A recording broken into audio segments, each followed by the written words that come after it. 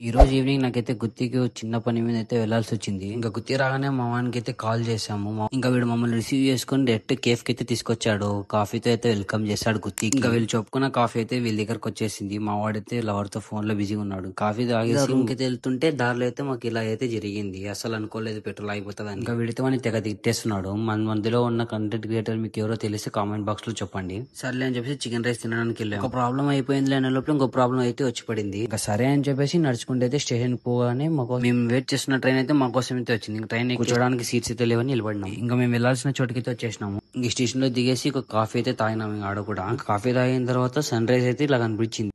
ఇంకా స్టేషన్ బయటకు రాగానే టిఫిన్ కంప్లీట్ చేసుకుని మేము వెళ్లాల్సిన స్టేషన్ కి అయితే మన కడపలో ఉన్న సీఈ ఆఫీస్ కి వచ్చాము. వచ్చే దారిలో మా వాడైతే ఒక జీవిని కాపాడాడు. ఇంక లెటర్ అయితే తీసుకొని మేము లోపలికి పోయినాం. ఆ లెటర్ ఏంటంటే మా ఇంటర్న్షిప్ కోసం లెటర్ అయితే ఈ ఆఫీస్ లో సబ్మిట్ చేయాల్సింది.